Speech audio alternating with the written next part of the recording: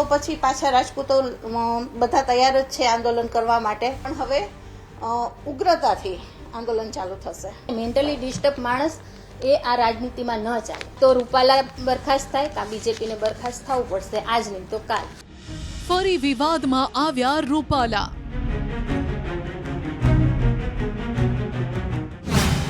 જીભ લપસતા ફરી ફસાયા રૂપાલા. લાગે છે કે પરસોત્તમ રૂપાલા વિવાદમાં પૂર્ણ પુરુષોત્તમ બનતા જઈ રહ્યા છે.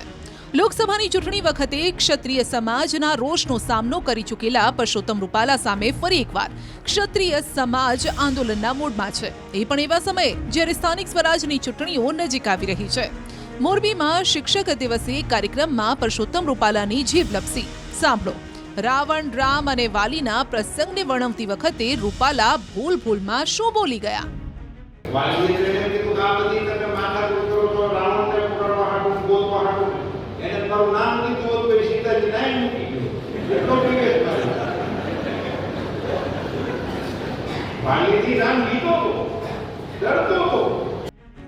આટલો વિડીયો વાયરલ થયા બાદ રૂપાલા વિરુદ્ધ વિરોધનો વંટોળ ફૂંકાવવાનું નક્કી હતું અને થયું પણ એવું જ.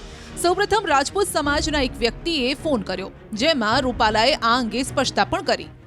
તમે ભગવાન શ્રી રામનું તો અપમાન તો ખરેખર એવું ખોટું કર્યું છે ને. નહીં એટલે મારી વાત તમને સાંભળો, હું ઈ જ કહેતો હતો કે મારીથી બોલાણું આમ કે વાલી થી રાવણ ડરતો હતો, એને બદલે રામ બોલાઈ ગયું, એટલું જ છે. એમાં મારો ઈરાદો એવો ન હોય ને ભાઈ. તમારા ઈષ્ટ છે એટલા જ મારા ઈષ્ટ. તમે અમારી આખી કેસેટ સાંભળો તો તમને ખ્યાલ આવી જાય. હવે એકને બાજુ તમારા રાજકોટમાં કોઈ દરબારો તમને મારે એવા કોઈ છે નહીં, પણ એને ખ્યાલ હોય એટલે એવું ન કરે ને બાપુ. પરસોત્તમ રૂપાલાની સ્પષ્ટતાવાળો આ ઓડિયો વાયરલ થયા બાદ ક્ષત્રિયાણી સંગઠન ચેરિટેબલ ટ્રસ્ટ પણ લાલઘૂમ થયું. અગ્રણીઓનું કહેવું છે કે વારંવાર જીભ લપસવી એ જોગાનું જોગ નથી, પરંતુ જાણી જોઈને કરાતું પાપ છે. આ મુદ્દે ક્ષત્રિયાણી સંગઠન ચેરિટેબલ ટ્રસ્ટે વિરોધ નોંધાવ્યો. એટલું જ નહીં, ચીમકી આપી કે રૂપાલા સ્વેચ્છાએ રાજનીતિ છોડી દે અને ઘરે બેસે, અથવા તો ભાજપ પરસોત્તમ રૂપાલાને ઘરે બેસાડી દે.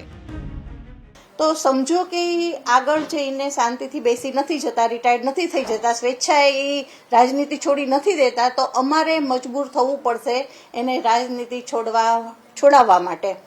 અને જો એ આગળ આવીને નથી છોડતા તો પછી પાછા રાજપૂતો બધા તૈયાર જ છે આંદોલન કરવા માટે. અને હવે અમે લોકો જ્યાં સુધી, પહેલાં પણ અમે કીધેલું કે જ્યાં સુધી રૂપાલા નથી બેસી જતા શાંતિથી, ત્યાં સુધી અમારું આંદોલન ચાલુ રહેશે. તો હવે ફૂલ જોરથી ચાલુ થશે અને કોઈ રાજપૂતો હવે શાંતિથી નહીં બેસે. એટલું જ નહીં, ક્ષત્રિયાણી સંગઠન ચેરિટેબલ ટ્રસ્ટે તો રૂપાલાને માનસિક અસ્વસ્થ ગણાવ્યા. રૂપાલા કદાચ મેન્ટલી ડિસ્ટર્બ છે, એટલે એની જીભ છે ને વારે વારે ફસલી જાય છે, અને મેન્ટલી ડિસ્ટર્બ માણસ એ આ રાજનીતિમાં ન ચાલે. તો બીજેપીને મારું એટલું જ નિવેદન છે અહીંયાથી કે તમે રૂપાલાને તાત્કાલિક ધોરણે હટાવો, બેસાડી દો ઘરે, આરામ કરે. પહેલાં પણ અમે એ જ કીધું હતું, એમની ઉંમર થઈ ગઈ છે અને આરામનો સમય છે, અને આરામ કરશે તો આ બીજા અત્યારે રામ ભગવાન વિશે બોલ્યા, પછી કાલે કૃષ્ણ ભગવાન વિશે બોલશે, માતાજી વિશે અગાઉ બોલેલા છે. એટલે આ જાણી જોઈને જીભ લપસે છે કે પછી અચાનક લપસે છે કે પછી મેન્ટલી ડિસ્ટર્બ છે, તો એનું ચેકઅપ કરાવો. આ પહેલા રાજપૂત સંકલન સમિતિએ પણ પડતર માંગણીઓને લઈને પત્ર લખ્યો છે.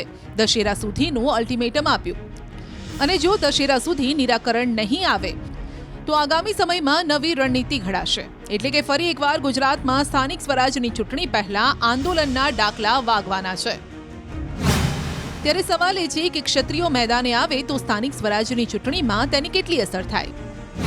અને સવાલ એ પણ છે કે રાજપૂતોના ફરી વિરોધ પાછળની રાજનીતિ શું છે. હાલ તો ગુજરાતમાં માહોલ શાંત છે, કોઈ મોટી રાજકીય હલચલ જોવા નથી મળી, પરંતુ આગામી દિવસોમાં ફરી રાજકીય અને સામાજિક બેઠકોનો દોર શરૂ થાય તેવા એંધાણ જરૂર વર્તાઈ રહ્યા છે.